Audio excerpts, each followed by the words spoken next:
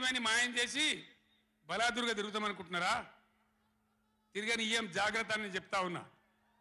తప్పక నిలదీస్తాం, ఎండగడతాం.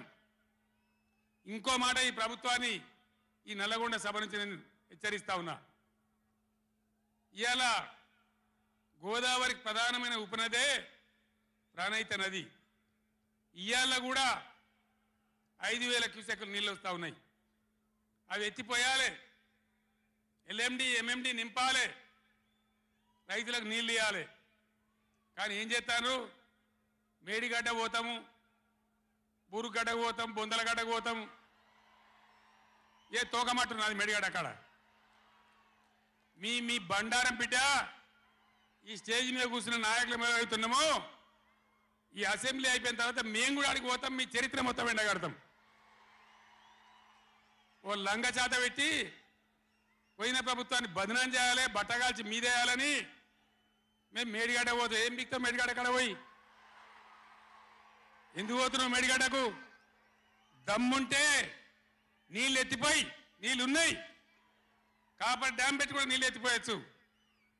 రైతుల ఈ కేసీఆర్ని బదనాం చేయాలని ఒక దుష్టబుద్ధి పెట్టుకొని రైతుల పొలాలను కొడతారా? ఇలా బంధు పెట్టిన మైబాద్కు నీళ్ళు వస్తలేవు, డోర్నగర్కు నీళ్ళు వస్తలేవు, సూర్యాపేటకు తుంగతుర్తికి మునిపొచ్చిన నీళ్ళు వస్తలేవు, తగ్గిపోతున్నాయి. ఇదా మీ రాజకీయం? మీ చిల్లర రాజకీయం. మేడిగడ్డ కాడైనా ఉంటే అందులో 250 పిల్లలు ఉంటాయి, 250 300 ఉంటాయి. కాళేశ్వరం ప్రాజెక్ట్ అంటే ఒక ఆట బొమ్మ కాదు. 3 బ్యారేజీలు ఉంటాయి గోదావరి మీద, 200 కిలోమీటర్ల టన్నెల్స్ ఉంటాయి, 1500 కిలోమీటర్ల కాలువ ఉంటుంది, ఒక 19 సబ్స్టేషన్లు ఉంటాయి, ఒక 20 రిజర్వాయర్లు ఉంటాయి. ఇదంతా కాళేశ్వరం ప్రాజెక్ట్ కాదట. ఒక 2-3 పిల్లర్లు కుంగిపోయినాయి.